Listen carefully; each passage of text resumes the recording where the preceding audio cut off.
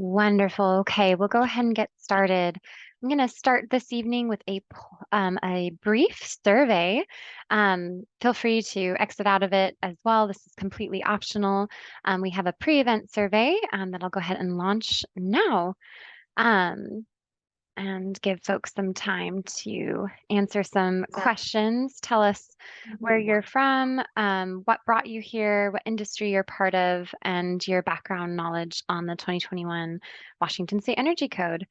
And as folks join, just a kind reminder to please mute your microphones. Welcome. My name is Nina Olivier. I'm a program volunteer for the Northwest EcoBuilding Guild. It's a pleasure to have you all on tonight's event this evening. We have a fantastic guest speaker, Duane Jonlin with SDCI today to talk about the Energy Code, the 2021 Washington State Energy Code. I'd like to welcome everyone again. We have a couple announcements, housekeeping items, and some great events coming up later this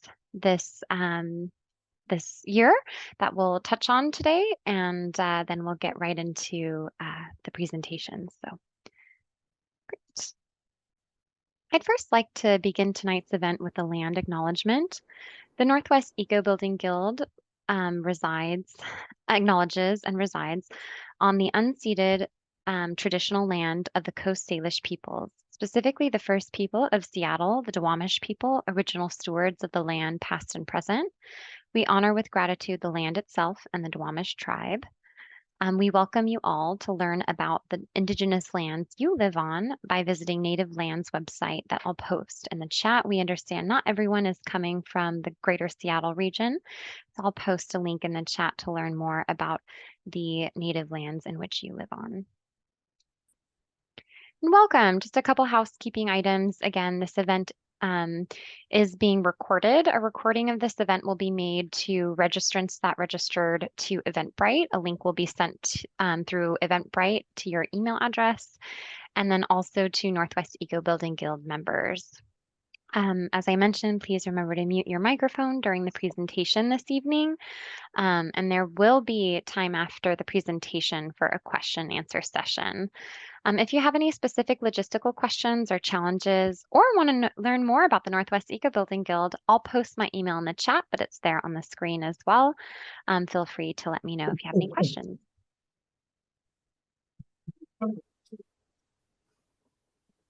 Great. Some fun upcoming events we have. On April 24th, next month, is our Green Building Education event. We have Green Roofs Unveiled, exploring the ecology, design, and best strategies. Feel free to join us. That'll be another webinar hybrid eco-building education event. Should be lots of fun. We welcome folks to join us for that upcoming event. We have the Northwest Green Home Tour scheduled for April 27th. Should be really exciting. We have some more folks that will talk about that in a moment, a little bit in more detail. May 22nd is our Indoor Air Quality in the Age of Climate Change. Should be a really great event tackling indoor air quality strategies and best practices, keeping folks safe during smoke events, wildfire events, and general low VOC and low emitting materials strategies and materials that incorporate those best practices. And then June will be is our event called Understanding Inclusive Design, where we'll be discussing inclusive design strategies for everything from ADA accessibility and beyond. So going beyond code and regulations and understanding the needs of folks with differing abilities. So pretty neat event in June. Wonderful. All righty, so I'll pause and check if we have, is Jill or, oh, there you are. Nina. Hey, how's it going? Hi, Good Nina. to see you. Thanks so much for joining us this evening. I'll go ahead and let you take it away. I've got 2 slides prepped for you. Hi, my name's John Kawaguchi. I'm an EcoBuilding Guild member and also a volunteer helping coordinate this year's Northwest Green Home Tour, which is going to be on April 27th, which is coming up really soon. We've got a great lineup of green homes available, and I'm here to encourage everyone that's interested to register for the event. The QR code that's on the screen, you can scan that and register now. There is no fee. However, the Guild always enjoys donations, and there's an opportunity to do that when you register. And one other pitch for the home tour, we're always in need of volunteers. One volunteer opportunity, pardon me, one volunteer opportunity is to be a greeter at one of the home tours, at one of the home tour sites. There's information on the screen there. It's a really fun event. It's an interesting approach when you're volunteering and you're at a site. You obviously have time to really absorb the green features of that site and meet a ton of interested people. So if you're interested in volunteering the day of the event, or even perhaps doing some canvassing beforehand, there's another QR code that you can scan right now to sign up for that. If you miss either of these QR codes, you can go to the Green Home Tour website, which is nwgreenhometour.org. Nina, if you want to jump back a sec to show oh, actually, it's right there at the bottom, nwgreenhometour.org. You can learn more about the tour, sign up to be a visitor, and also to volunteer. Thank you. Thanks Look so forward to much, seeing John. you. Yes, thanks so much. This is one of my favorite, personally my favorite events of the year that the Northwest EcoBuilding Guild puts on. So thanks so much, John, for joining us this evening to announce this upcoming event and volunteer opportunity. I have also posted in the chat the link to our Northwest Green Home Tour website for folks. Thanks, Nina. And the location and region of the tour, there's a question in the chat, is mostly from South Sound, Olympia area up to, correct me if I'm wrong, North Seattle. Is that right, John? Yes, yes, that's the general sense. It's the greater Seattle area. We've got one site that is on the peninsula in Olalla, and Fantastic. there's a couple of sites in Tacoma as well. Um, uh, so there's a lot to choose from. If you go to the website, we've got previews of some of the sites up already, and we're indicating the neighborhood they're in so you can get an idea of where they're located. People like to scope it out in advance and map out a driving plan. Great. Hope that Thank helps. you. Thanks so much, John. Perfect. Wonderful. And then to summarize tonight's announcements, I'd like to just end with, please today consider becoming a Northwest EcoBuilding Guild member. There are a ton of member benefits. The Northwest EcoBuilding Guild, for folks who aren't familiar, is a 501c3 nonprofit dedicated to putting on webinars, workshops, trainings, tours, as we just mentioned, a bunch of different types of programs to educate architects. Maybe you're an energy modeler, maybe you're a builder, and the general public, all about green building design and strategies, everything from green roof design to understanding energy code. We cover all of our bases, and members have access to some really great past event replays, on-demand webinars and trainings. Member benefits also include on-site hard hat tours, discounted pricings on all events.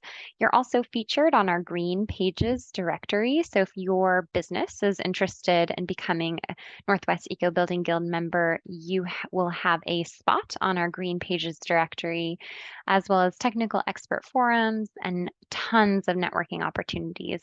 And I just posted in the chat my email address. Happy to start a conversation with you and your business, um, as well as our website to learn more about our membership opportunities. Wonderful.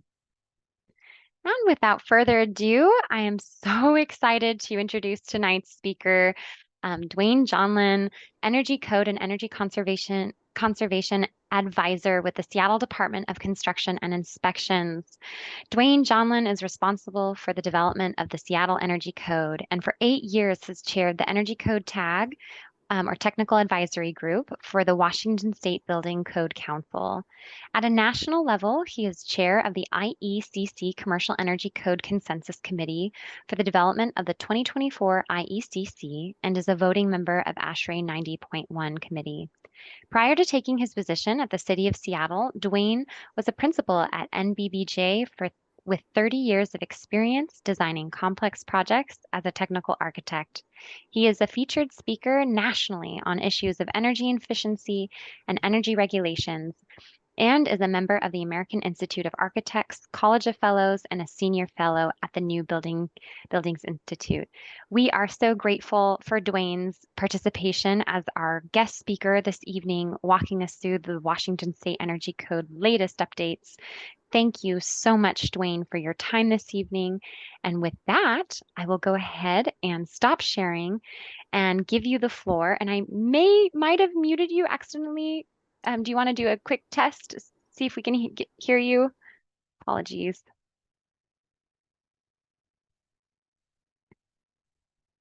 Oh, shoot. Looks like 1 second. Let's go ahead and see if we can get your audio working.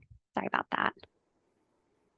Does it work now? Yes, it's working now. Thank you so much. I just wanted to quadruple check it. Great, Duane. And you should have screen sharing abilities. Let me know if you have any issues with that. And welcome. Thank you so much for your time this evening. Yeah, we're excited to have you. You bet. Now, this is going to be a challenge to get to I'm using a different computer because my first one didn't work. So getting to the right screen is, tell you what, I have to do a quick. No worries. Take your time. I know navigating screens can be kind of daunting. Let me know if I can support. I have no idea why my work computer would not let me into your meeting. Maybe it thinks you guys are suspect somehow, which is always a possibility. Just gonna get rid of a bunch of screens to try to get to mine.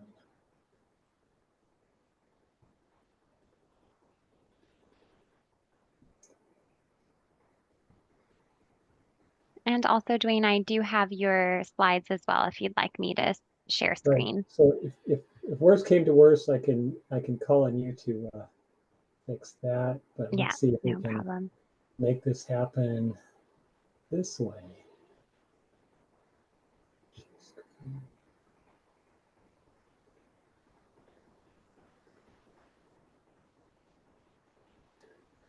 Go. Tab.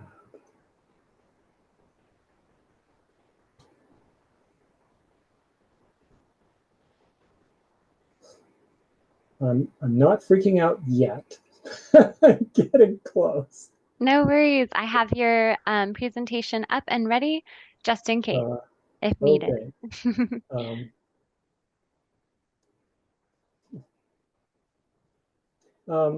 Very sorry to be klutzing along here. Share screen. Well, let's just do entire screen, and then I will bring up this. That'll do the trick.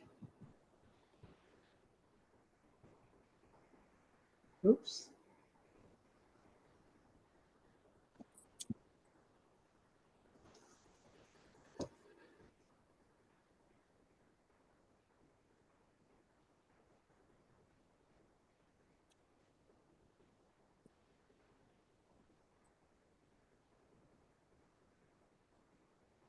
Okay, this is starting to look Wonderful. like a presentation.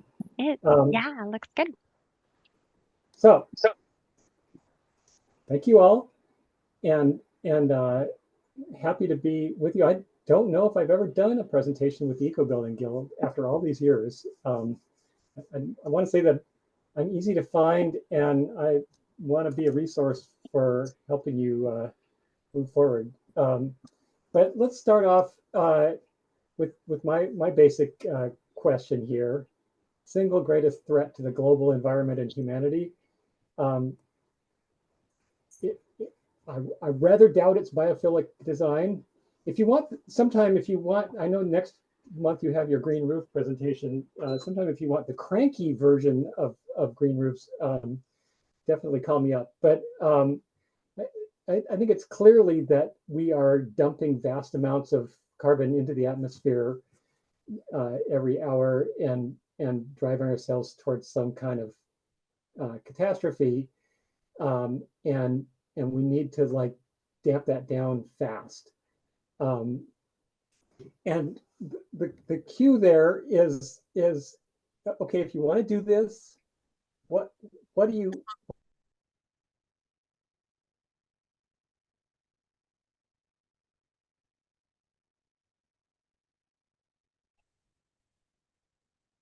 Uh-oh, it looks like we lost you, Duane.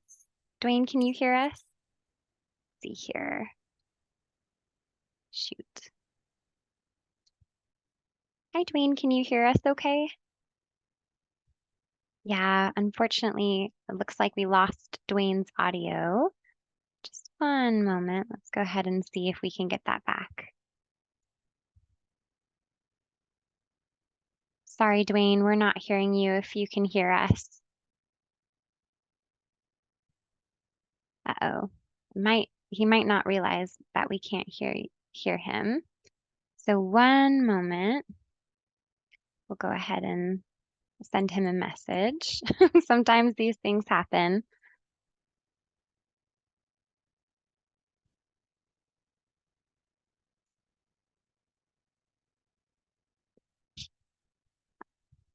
Hey, Duane, can you hear us okay? Unfortunately, we cannot hear you. Let's go ahead and see if we can have him unmute. Just one moment, all.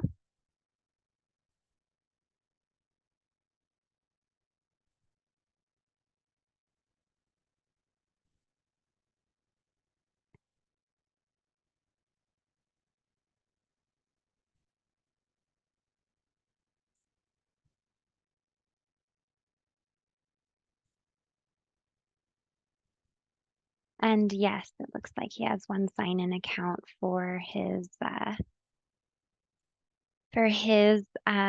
audio and then one for his video. So sorry about that, folks. Just one moment. US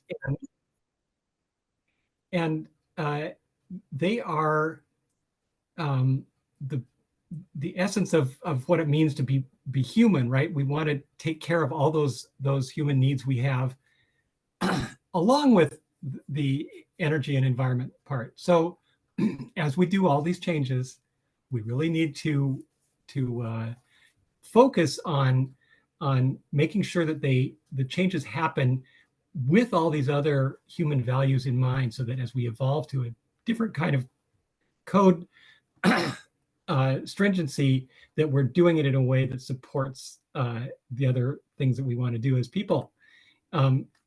Climate justice is also this essence that we need to,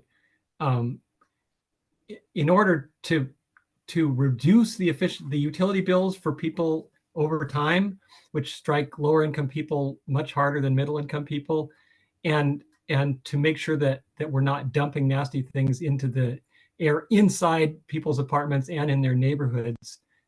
Moving to electrification and getting rid of fossil fuel usage in the neighborhoods is an essence there. People love incentives, because it's like, how could you not like, just free money coming in? But they tend to just pick one project at a time, and they don't really change the market. Third-party certifications, getting a LEED sticker or something like that, is also not influencing the majority of what's happening in the built environment. Regulations are extremely unpopular. They cause a lot of political difficulties, even liberal Seattle here.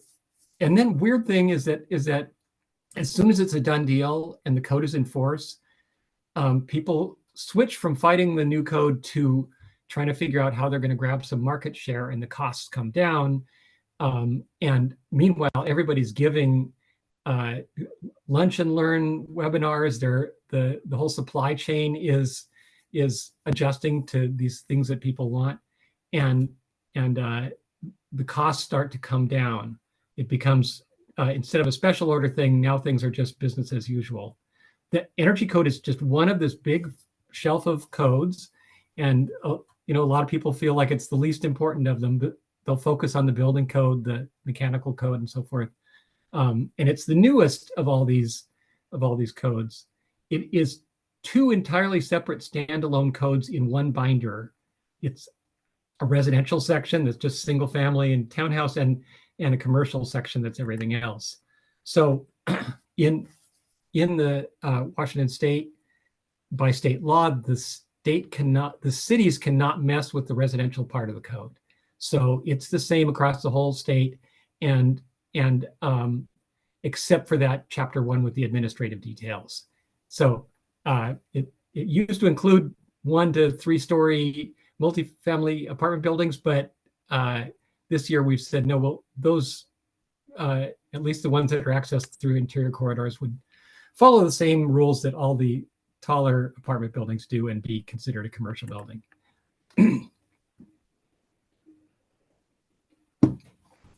So the biggest thing about the residential energy code is the 406 section.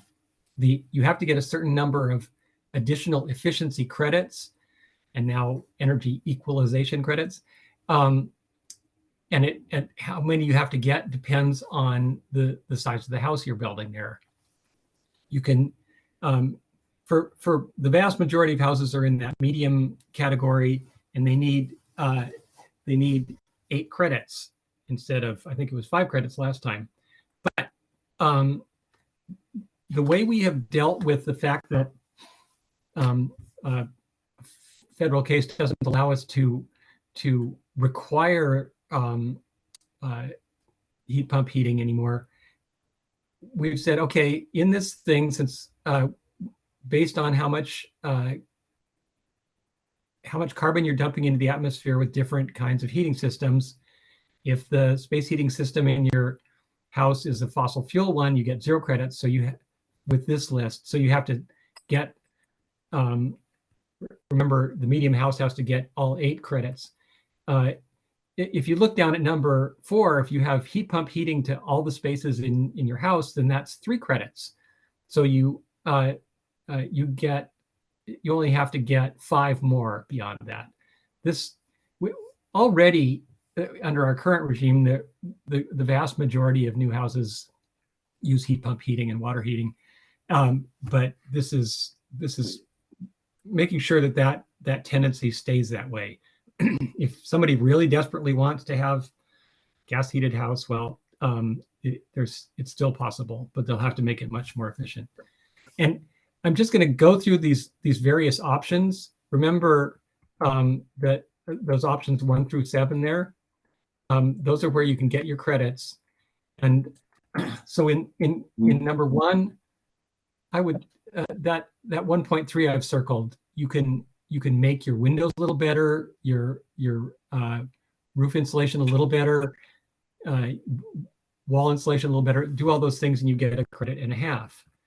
If you want to get with a tighter air leakage, which I think anybody on the passive house thing would say, oh yeah, let's do that one on the far right and get 2 credits, it's easy. For normal humans, cutting it down to 2 or 1.5 air changes is challenging still, and you want with each of those a good heat recovery ventilation system that's going to make sure you got still got good clean air in the house. So I circled one that would get you 1 credit. You could get if you want to go with HVAC, this is one of 2 screens for that, but that one I circled gives you a credit and a half for using a ground source heat pump.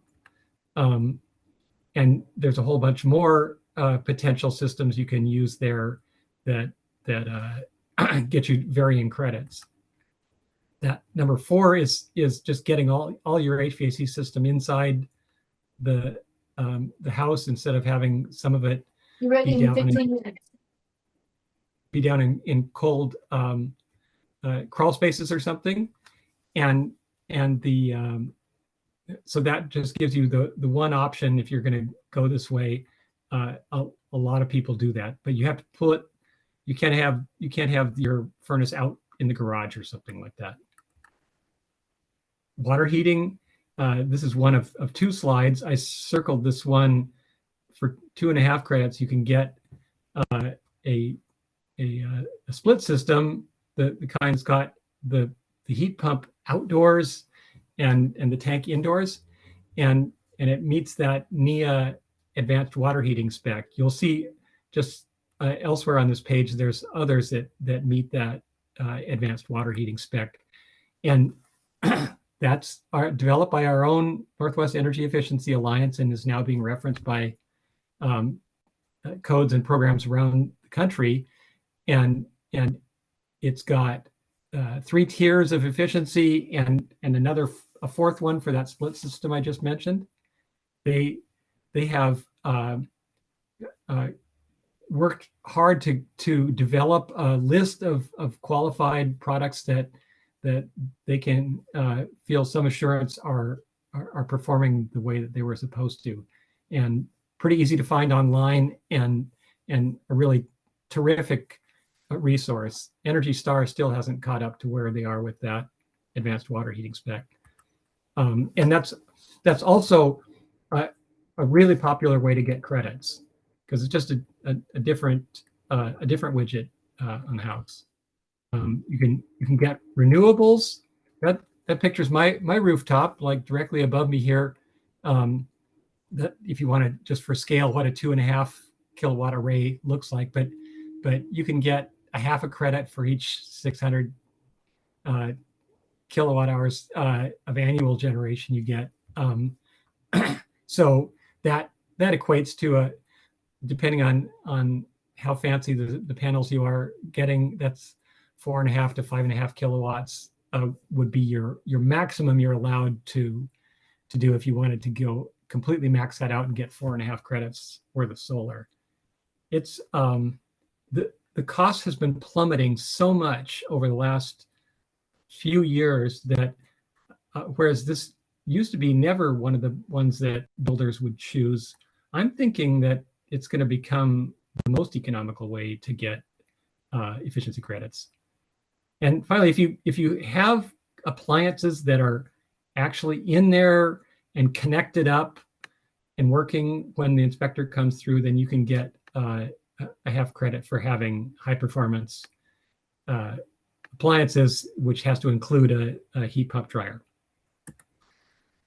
This was from this last code cycle. Just you can see which ones are the most commonly used. That water heating and space heating are where people get most of their credits. You get some more credits for that fuel normalization I was just talking about, and then a fair number do air leakage.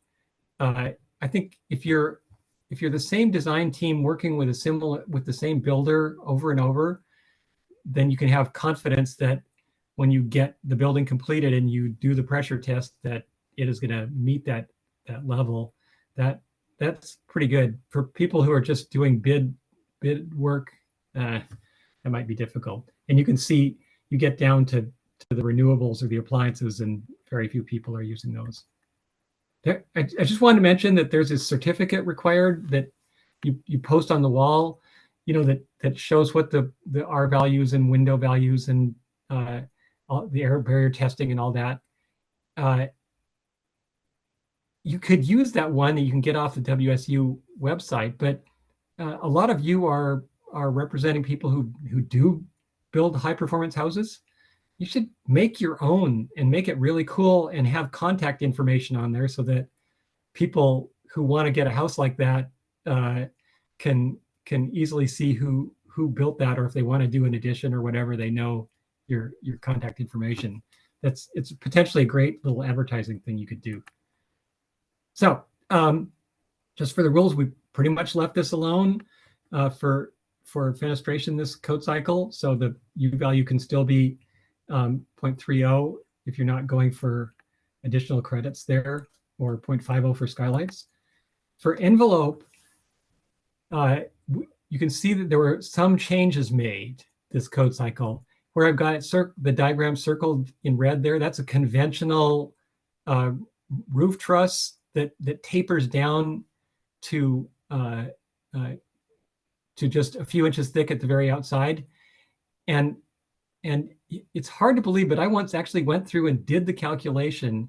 And yes, indeed, if you compare that with one that has a raised heel truss that allows that full thickness of insulation to continue all the way to the outside of the wall, it's the same amount of heat loss for that one at R49 as for this one at R60. So definitely go the raised heel truss thing. It really is a way to save money and use some thinner insulation to get the same result. And notice that the prescriptive wood frame wall things each include continuous insulation now. You could do a 2x6 stud wall, insulated with 1 inch of rigid on the outside, or a 2x4 wall with 2 inches of rigid. I'm a pretty big fan of the semi-rigid mineral fiber insulation, but you all will have your favorites as well. This idea of slab edge insulation, they said, okay, now it extends to 48 inches below the grade. That seems like it would make some constructability problems, because the other way to deal with that is to simply insulate under the entire slab and contain that heat. And it's much more effective. No matter how deep you go below grade, heat can still flow down through that dirt. Dirt is about R1 per foot. So heat can flow out through that easily. But if you put an inch or two of rigid on underneath the slab, it can do really well. Air leakage standard went from allowing 5 air changes an hour down to 4 after a lot of arguing. That's about the only thing in this whole code that is worse than the national standard, which is 3 air changes an hour. And it's probably the biggest bang for the buck you can get once you learn how to do a tight house. Ducts, you just gotta, if they're inside the thermal envelope, you don't have to insulate them. But if they're running out in the attic or in crawl space or something, you've got to insulate those ducts, and the ducts have to be sealed and pass that leak test. And pipes, this was a misunderstanding from a lot of builders, but if you're doing hot water pipes to your to your fixtures, they have to have R3. It doesn't matter if they're within the envelope. You want to keep that water hot in there. They can be discontinuous as they pass through each stud or joist. With hydronic heating, it's R6, but the funny thing is you can have the first 200 feet of the line be just half-inch insulation, be much less than that, but it seems like you'd have to have a pretty big house to get beyond the 200 feet ever. Okay, you have to have a thermostat, big deal. For those of you who are interested in doing ADUs in existing single-family buildings, that just remember they have to have their own their heating system has to be controlled by their own thermostat, and if it's going into an existing garage or an unheated basement, we're treating it like an addition, so that the envelope has to come up to code with very few exceptions. And if you're doing tiny houses, and there's some in my neighborhood, there's some really cute ones of these coming up, but I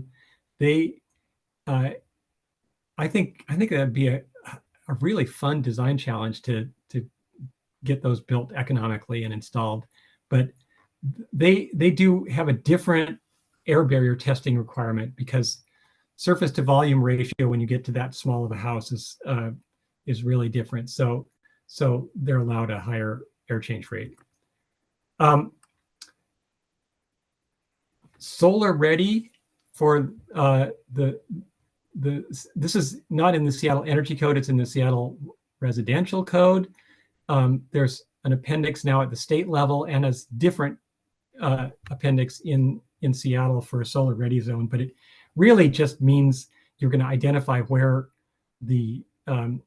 where future solar panels would go and make sure that's clear of obstructions and stuff and shading.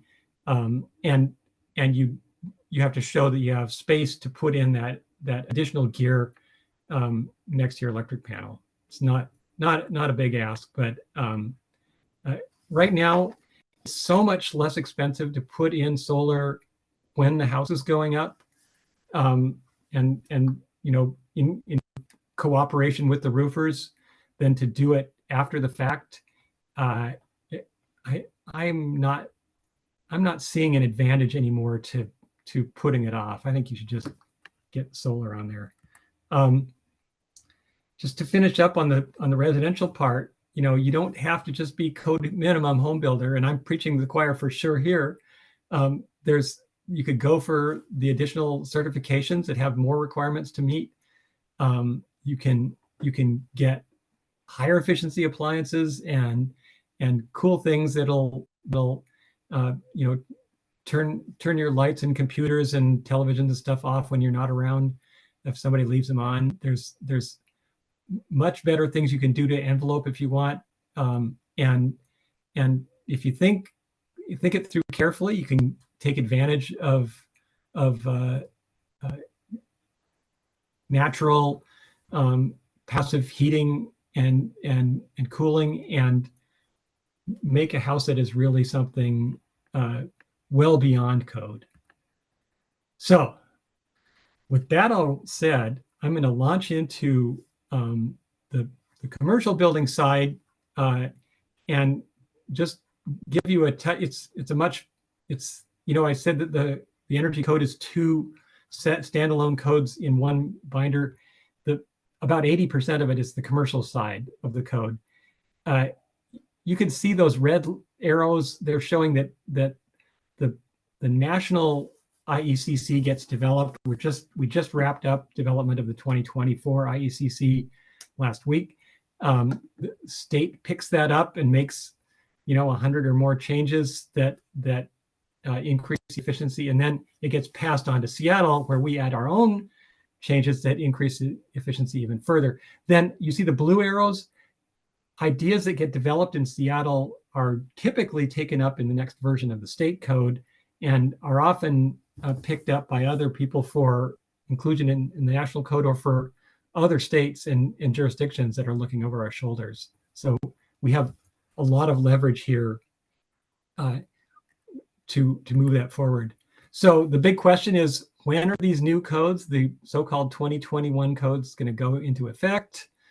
Is it going to happen at all for the commercial side of the Seattle code?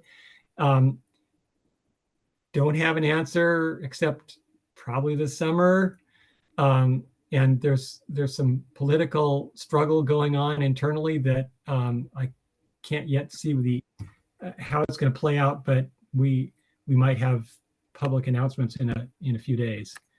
The Seattle's Climate Action Plan for commercial buildings says we got to reduce emissions of the commercial building stock by 45%. That sounds ambitious, but it's really, I mean, 45% by 2030. That is just 6 years from now, right? That looks ambitious already, but that is reduction of emissions for the entire building stock. So it includes all the new things that have been built over the last decade, millions and millions of square feet per year. And the overall has to reduce that much emissions, and then 83% by 2050. These are, in addition, there's an energy target for 2030 that is reducing energy use, not just emissions, but all energy, 10%.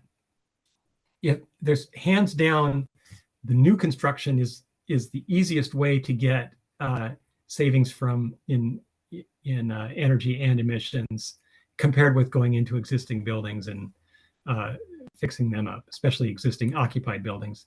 So we're like at that dotted line there. The idea is that we're tapering off our fossil fuel usage to nothing in the next couple of decades, and we're doing whatever we can to increase the already very large amount of clean power that we already have. But you can see that doesn't, especially with population continuing to go up, it doesn't do it. So that white triangle at the top means that all that has to be made up with efficiency, which I think is possible to do, especially with vehicles. You know, going to electric, those cars put 3/4 of their energy into forward motion instead of 3/4 of their energy into just heat that has to be dissipated into the atmosphere.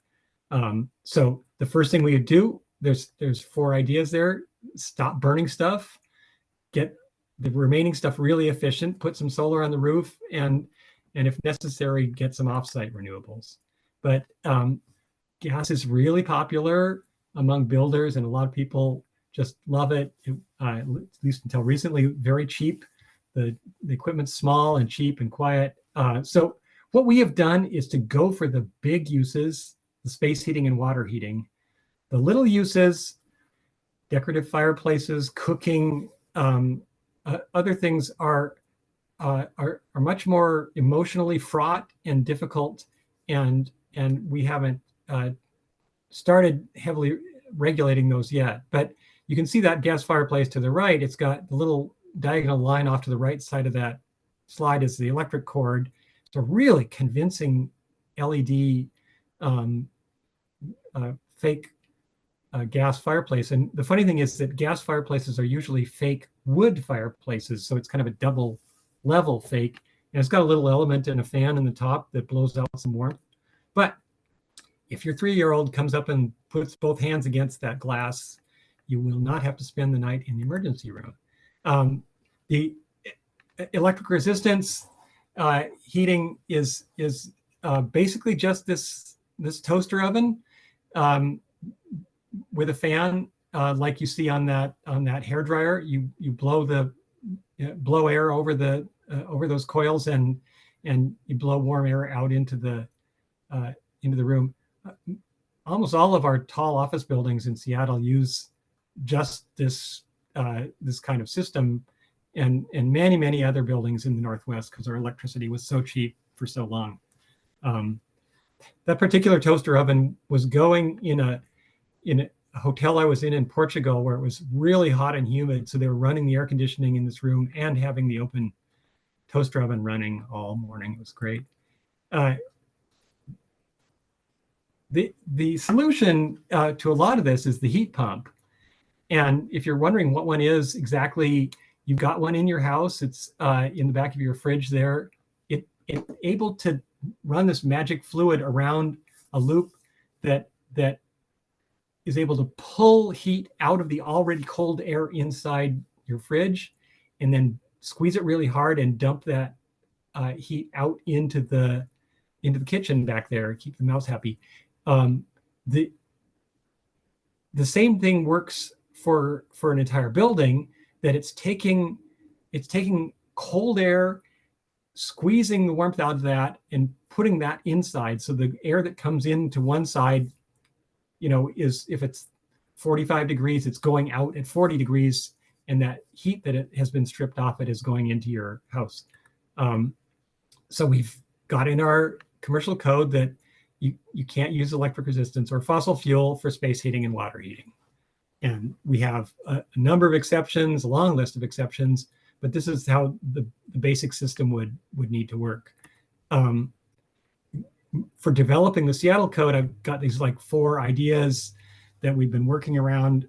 You know, the envelope is going to be up there for, you know, 50, 80, 100 years. So we got to build a terrific envelope right now, stop burning stuff, stop using anything inefficient, and use some solar on the roof. So the bottom line in this slide is the bottom line.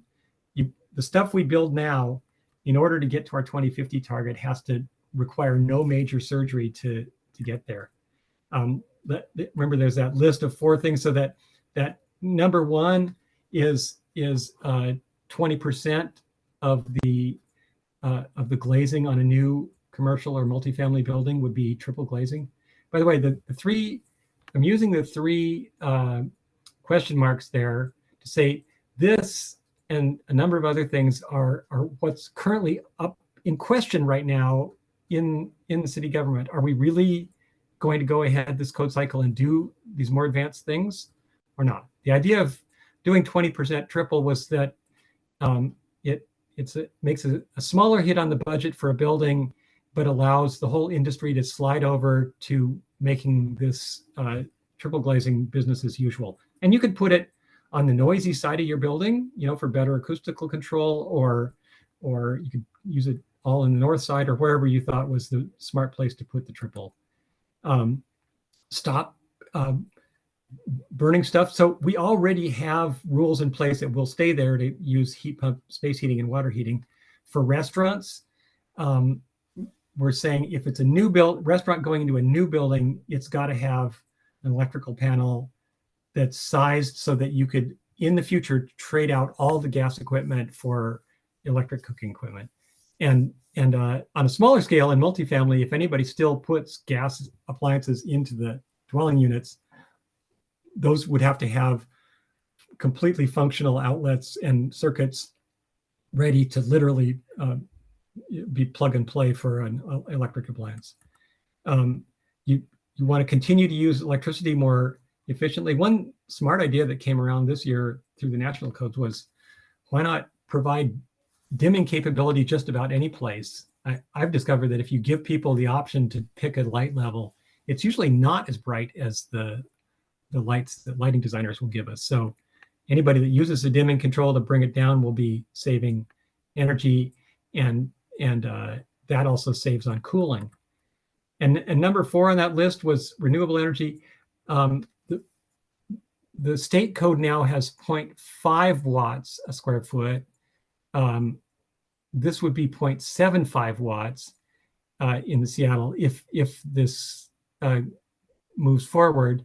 And if you want to know what 0.75 watts looks like on a roof, for a 10-story building, that'd be a little more than half of your space. And for an 18-story building, it'd be almost 100%, which, you know, the fire marshal wouldn't allow, right? So probably 15 stories, you would max out on how much solar you can put on your roof.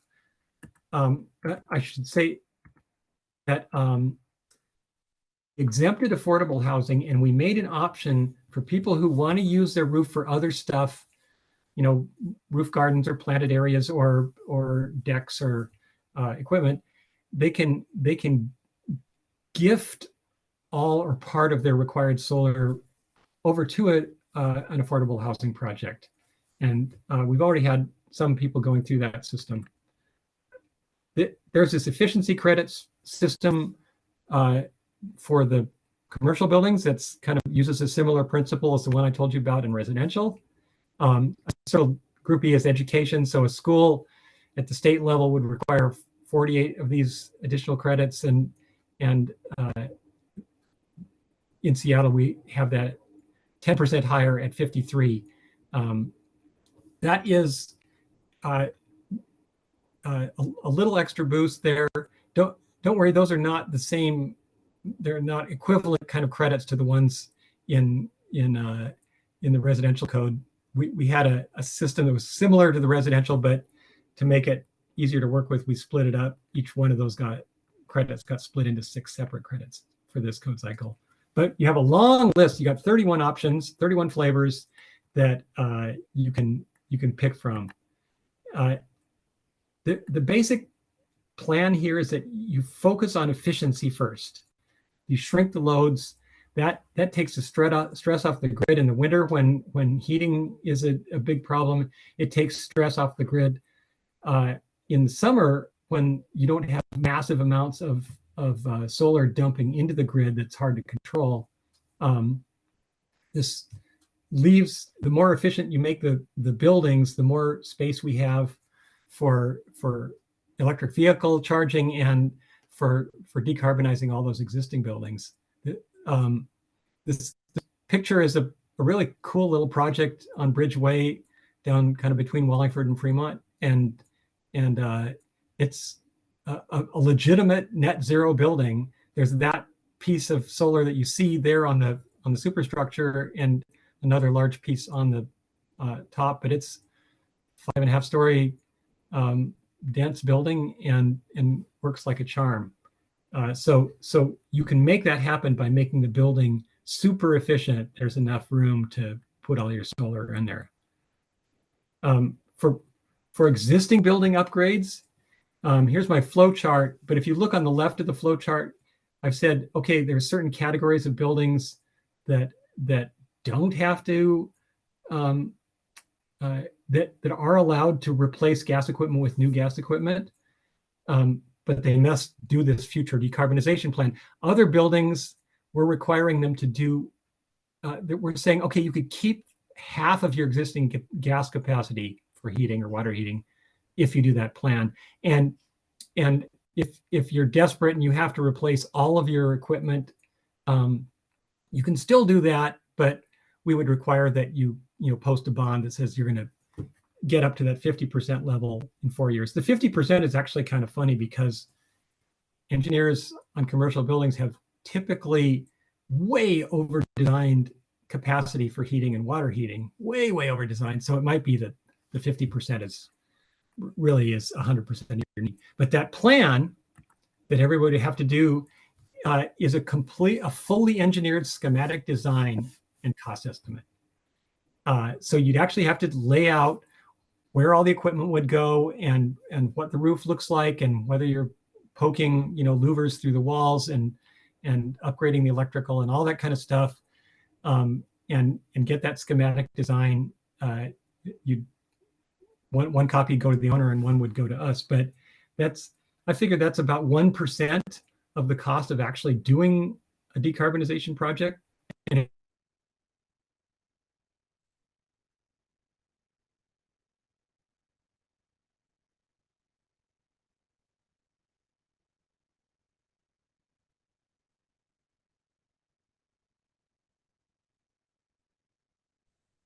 Hi, Duane. Can you hear me?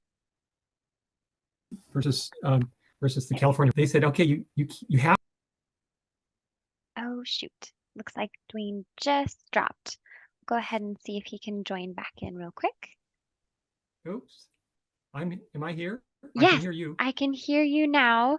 Sorry about that, Duane. It looks like your screen share just paused. Would you mind resharing the slide you were just on? It wasn't that bad this time. Just paused for a quick second. So was it that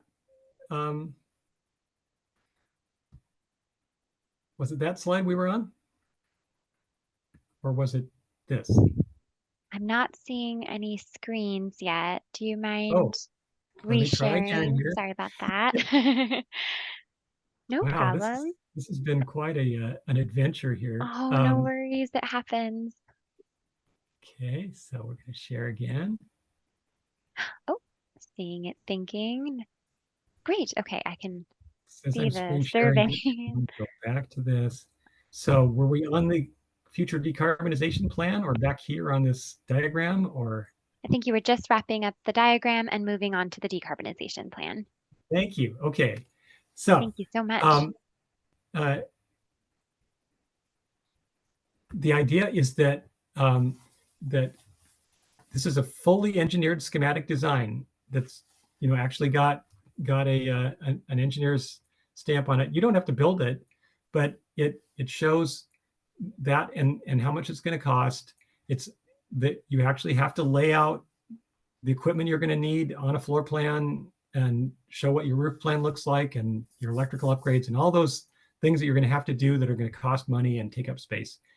And you also have to show that you're aware of when the Seattle and the Washington State building performance standards kick in for your building and how that's going to interact with your decision whether to take one of those exceptions I had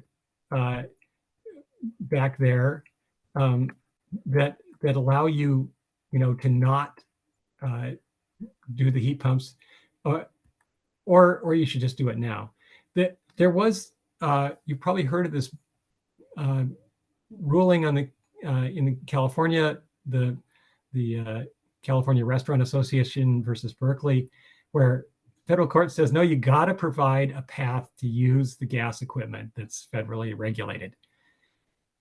There is in the law a provision that says you can have multiple paths as long as there's one path that allows you to use the gas heat, and as long as they're equal according to energy efficiency. And we said, fine. So that top line would be how much energy a building uses with heat pump heating, and the second line would be how much is gas, how much energy it would use as gas. That difference is the extra energy that you'd have to use, you have to make up using the C406 credit system. And so the C406 credits are, it turns out you need a lot of credits. Remember, we talked about this earlier, that buildings would need 50 or 60 credits. Typically, this if you're an R2, which would be an apartment building, doing both water heating and space heating in gas, you'd need to come up with an extra 236 credits. I did say in this rule that you could have 80% of those additional credits be solar, because there just aren't 236 credits there. If the B is an office building, probably that'd need 177. So the efficiency difference is really huge, and if you desperately want to have gas or propane running your heating systems in your building, there is a way to do it, but it'll cost you. Getting close to the end here. This is the question I'm grappling with this year whenever I have time to think, is where are we headed?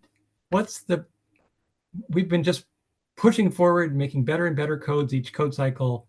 Where are we going? And I pulled some numbers together here, like what I've got circled in red there. An office building, this code that we're currently under in Seattle, I'm thinking it's a new office building would have an EUI, an energy use index, of about 34, get down to 31 maybe in this new code. But we already have buildings in Seattle, maybe you've toured some of them, that are well below that. So having a target EUI that's down there in the range of our best buildings is what I'm thinking is a smart way to do. And then we have to start just figuring that's that same apartment building I mentioned. What's the best balance between investing in better efficiency for the building versus investing in renewables on there? That I put on the bottom of that slide, the no rocket science is required, because that little apartment building didn't do anything fancy. They just did everything really carefully and well integrated, and they did a great job. Where are we going? Can we say that would we want passive house to be our standard? And we'll say, okay, once we reach passive house, we're done. I'm thinking that the way to approach this problem is to look around here to see what are the best performing buildings we have and what did they do right, and try to make that into the code. You could extend that nationally or around the world to find those best buildings. or to find the best, the most high-performing codes around the world and say, well, let's grab material from those. In any case, I'm really interested to see if we get ideas from you all at this particular meeting, if you're doing some out-of-the-box thinking about ways that we can take the next steps, because we already did the easy stuff a long time ago. Now we have to do the really creative stuff going forward. And with that, I think we're done. Thank you so much, Duane. I appreciate it. Awesome. Thank you for that informative presentation. Folks, this is the time I welcome if you're comfortable to turn on your camera if you'd like. Feel free to raise your hand, come off mute, or post questions in the chat for Duane in regards to any specifics you might have for the energy code. I'll start reading through the questions that have been posted in the chat already, but if you have any additional ones, please feel free to, like I mentioned, post in the chat or feel free to unmute and share your video. Duane, the first question that came in this evening is from Brian Cowan. Welcome, Brian, with Carlisle Classic Homes. Can you explain why U factor of a wall assembly is still 0.056, same as it is under the old code? Was this an on-purpose typo? Can you go about explaining that? And Brian, feel free to jump in if you have additional information. Sorry. There was a big rush to the finish in this code cycle, and it's quite possible. I think, in fact, in that case, it was what happened that the U factors didn't catch up. And the way probably that codes work, people who didn't want to comply with the R values could do U values, and we would be stuck back at what we had before. It's too late to make technical changes to the codes that just went into force this month. Good question. Thanks for that. Appreciate it. Actually, I'll turn it before we go to another question in the chat. We'll turn it to Nathan. He has his hands up. Nathan, feel free to ask your question, and I'll go back to the chat. Yeah, thanks. In regards to the continuous exterior installation, how is that going to work on remodels? So is it going to be required if we do new siding on an existing home without doing anything to the interior? And then if we expose one side of the house on a remodel, are we going to have to do continuous exterior insulation just on that one side, even though the rest of the house isn't being touched? No, my understanding is that this applies to new construction or to additions, but not to residing or replacing drywall or anything like that. It's and you can imagine it's not, if you've ever tried to add insulation to the outside of an existing house, you end up with this very peculiar problem at the window frames and at the corners and some other things. So no, just residing will not require you to do the full insulation for the new code. Thank you. Thanks, Duane, and thank you, Nathan. That was a great question. We have a question in the chat from Peter Vithaler. Why is the EV charging not a method for getting energy credits? We are replacing gas cars with electric. Can you explain as to why that was chosen? EV charging is a really weird political hot potato. We just, at the national level, went through this very long appeals process at the end of which the IECC board said, no, we're not about, the energy code is not about EV charging, and took that out and put those into an optional appendix. And so the one thing is that it's a decarbonization tactic, but I would hate to see, and I wasn't actually part of that argument, but I'd hate to see the permanent efficiency parts of the building being reduced in order to provide that EV charging, because that efficiency reduction is pretty much forever with a house. Thanks, Duane. Looks like we have another question from Boyd Pickrell. Is offsite renewable or RECs a pathway for renewable requirement in the commercial code? I am really opposed to using RECs themselves for anything. That's, you know, if somebody somewhere in the country builds some wind farm and they can sell what they call the environmental attributes of that separately. But I think that's really different from actually buying and installing some solar on your house. And also there are often for particular construction projects, there are RECs that are available for incredibly low prices where they're about to expire, and lots of them come from Texas because they got oversupply. So not wild about using RECs, recognizing them as having any kind of real value.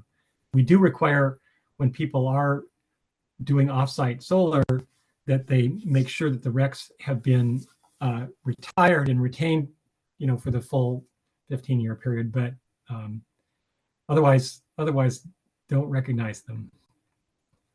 Feel free to argue if you like. Can I argue a little bit? Yeah. I was just thinking about the building that you showed the slide of there on Bridgeway, and it has a massive either steel or aluminum structure to hold up all of that solar panels. And that has a pretty large embodied carbon. So I think at a certain scale, on-site solar stops making sense, or is not quite as efficient or impactful as, say, utility scale solar. So is there a way to incentivize participating in utility scale solar as opposed to trying to doing it all on site? No, you're really right. And actually the Bullitt Center is another example where they spent a fortune on that big superstructure to be able to cantilever their solar panels out over the sidewalk. Washington State has hardly any kind of a structure at all anywhere for purchasing offsite solar, unless you're, you know, Microsoft or Amazon or something like that. It's been very difficult, and I don't know if any of the utilities in Washington State right now offer community solar, but you're right. It makes a lot more sense. If you've ever flown into Seattle, you see there's like square miles of those huge roof tops over warehouses that are just completely empty. Those could be some terrific sites for solar if we could somehow create a legal arrangement to have, say, you don't have to put it up on a fancy structure on top of your building. You could put it over a parking lot or over another building roof or someplace else that makes sense. But so far, we don't really have that structure worked out in Washington State, and it's something it's a severe lack we have here.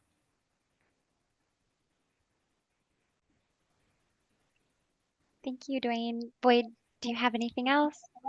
No, thank you so much. No, thank you. Sounds great. Lynn, please feel free to add in more information, but I'll go ahead and read your ask in the chat. So Lynn Taylor posted that they're looking for specific insulation requirements regarding converting an existing garage to an ADU. Existing slab, 2x4 stud walls, 2x6 rafters, roof and siding is also intact. Do you have any specific insulation requirements you could share for Lynn, Duane? And Lynn, please feel free to chime in if you have more info. So if you convert an existing unheated space to heated, we consider it an addition for the energy code. And so that whole envelope, walls, roof, slab, would have to come up to code. Now, you know that you can't make the slab work that way, right? That's so I think that there is something in there that says, yeah, okay, you can lay down a couple of inches of insulation on top of the slab, and then build your floor up on top of that and call it good.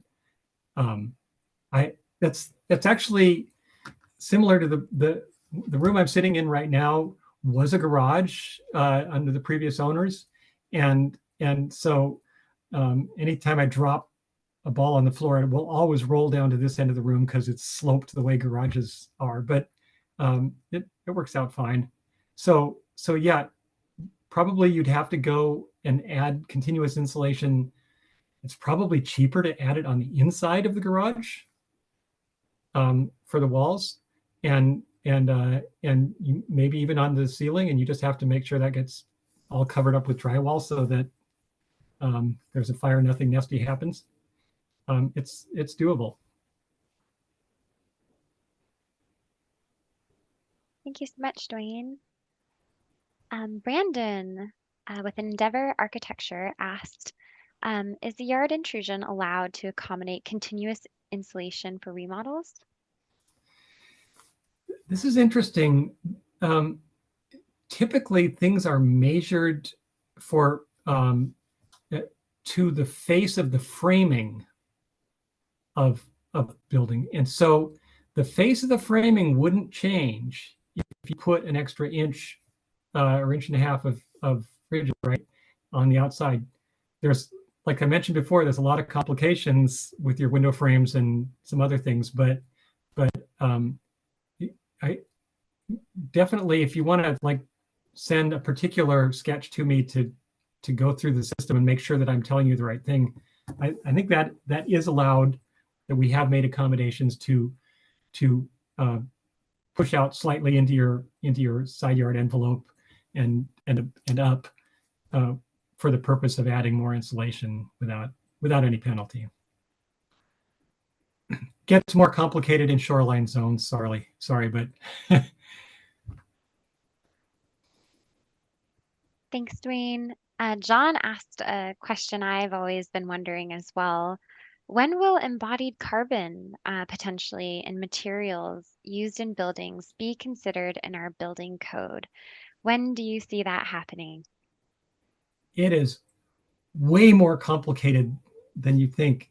Even though on an individual project, even a huge individual project, you can talk the owner into this. You can make arrangements and do super low carbon concrete and find lower concrete steel and do some other really fancy things, responsible insulation types and all that. To put it into a regulation that applies to every imaginable building everywhere is really tricky. I made an attempt last code cycle to get something in and worked with our experts here at UW. Didn't get there, but everybody around the country is struggling with this, and I haven't seen any really good regulations in place anywhere yet.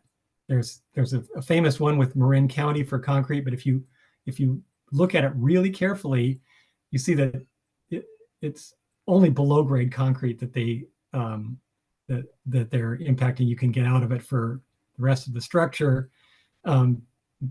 Typically, with most of the alternative cements, you end up with slower curing rates, and so people who are doing high rises have a fit because they need to get a certain number of floors per week or whatever. So it's still unresolved and open to ideas from anybody. In fact, if you just please picture me down on my knees begging for ideas from you on how this could viably go into a code and stick. May I add an idea there? This is John who just asked that question. Thank you so much for all the information, good information giving and a good response to that. If you could just start getting builders thinking about it and give us a basic, using the beam system or the ECQ system or something like that. So we at least have to do the calculations and begin thinking about what's responsible in doing that, and just to take some basic, just to show that we've done something to reduce it as a first step along the line, to get us to at least thinking about it and start the education process would be, I think would be hugely helpful, because right now, even among many green builders, it's not really on our scope, our thinking on. Yeah, I've heard that concept, and I'm a little bit intrigued. I'm also nervous about having code requirements that don't specifically change the way things get built right now, that are just bookkeeping requirements, because I find that building departments around the state are very reluctant to enforce anything that has no consequence. We had experience with something like that for years. For commercial buildings, you had to do an air barrier test, but you didn't have to pass the test. But you had to do the test and report the results. And a very large proportion of the building departments around the state just said, well, don't even bother. I mean, if you don't have to pass, then we don't even want to look at it. So it's tricky, but we might go there, at least for the major materials, at least for the concrete and steel, and use that as a start. That would be great to start with that, and maybe throw in insulation and throw in a few other building materials. But from my perspective in Seattle, as a residential building, that was a useful step in the process when I talked to my HVAC guys. He took note of that, and he realized that they're going to come up with regulations, but you first wanted to start thinking about it. And he did, and that was part of our discussion as a result of that. So for some people, it's a useful step. But I hear what you're saying, that it's limited around the state. You pass it around many places, you just ignore it. The other thing is, I've just recently heard about a Bruce King's talk, a structural engineer in California, who's really pushing on embodied energy things quite a bit. And he talks about that every material eventually in the built environment will have to have a food label that we talk about embodied energy specifically. And when we get to that point, when we really standardize that, it'll be much easier to regulate. So it become a little bit more of a less subjective way of going about it to be able to do that. Yeah, and the building information modeling that pretty much all architects use now, and engineers, to put things together, that could be another thing that just goes along, that would just keep tabs as you put in drywall or put in concrete or steel, that any of these would just keep a tally running of how much what your embodied carbon level is. But it's really tricky to come up with what's going to be the standard. A building on a steep hillside is going to require vastly more concrete than a building on a flat site. Building on soft soil will require vastly more concrete. So if you were going to try to make a fair and reasonable system for comparing all these things, it'd be incredibly complicated, which is why, to my knowledge, nobody worldwide has really tackled it. Thank you so much, John, for those awesome questions. And thanks, Duane. We have a couple more here in the chat. Leslie Lane asked, is there an effort being made at state level to adjust land use codes to allow for additional insulation? She's run into issues where a lot of coverage is calculated to exterior face of insulation, which essentially penalizes owners for energy upgrades. Can you speak to this? Hi, Leslie. This is difficult for new construction, where they want to, like, for other reasons, want to maintain side yards, or have other reasons for providing setbacks. And so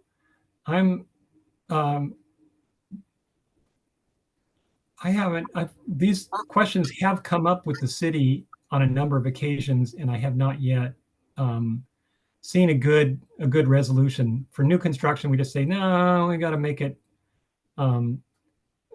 still fit within the required envelope.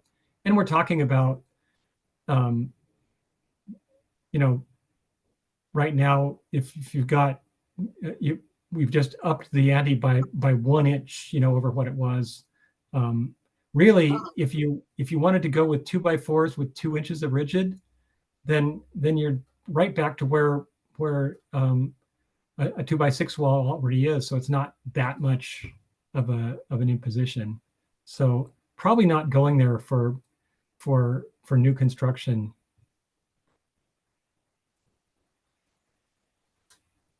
Thanks, Duane.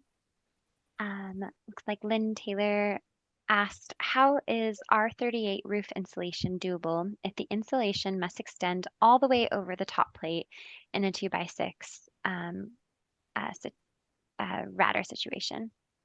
Yeah, so it's just that if you ask the truss company for a raised heel truss, then at that outer edge, instead of just tapering down to, you know, the height of a 2x4 or something like that, it will have a little vertical section that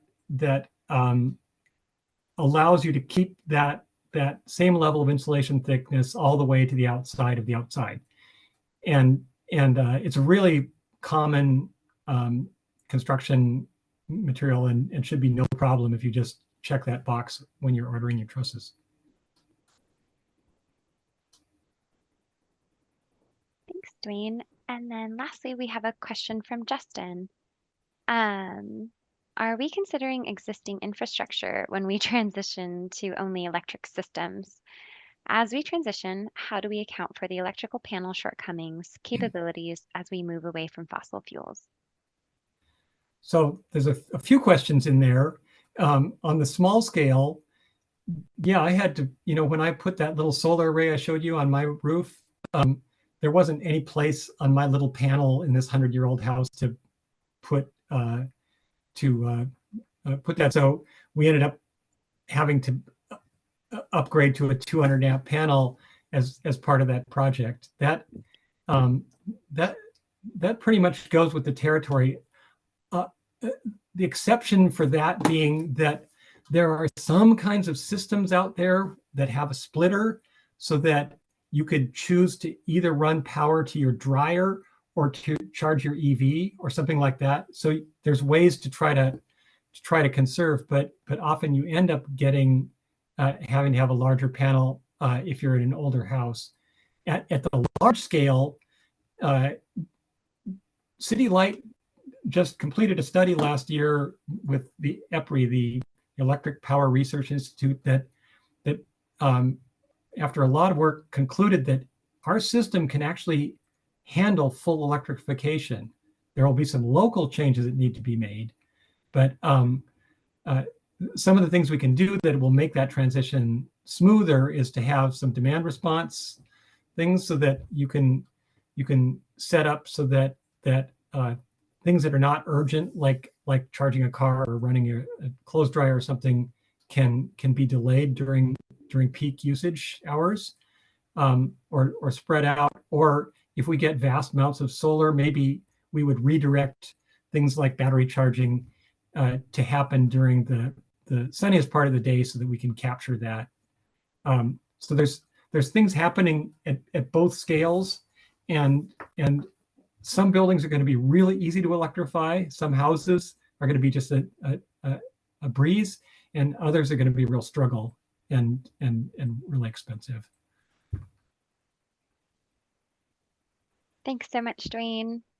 Wonderful. Those are, for now, the only questions in the chat. I'm going to go ahead and, if I can, it might not let me. We'll see though. Launch our last survey for the evening. Thank you all so much for joining. We are at 8 o'clock, and to respect folks' time, I will go ahead and stop the recording. But if folks want to stick on, network, ask some more questions of Duane for the next couple of minutes, I'm happy to keep the event going. I want to give a huge shout out again to everyone who joined this evening. And thank you again so much, Duane, for the wonderful presentation. Also, a quick shout out to Mighty Energy Solutions for sponsoring tonight's Zoom call. Always grateful for that. And yeah, thank you so much. I'll go ahead and stop the recording, but keep the questions coming, keep the conversation going. I'll be sticking around for 10 to 15 more minutes.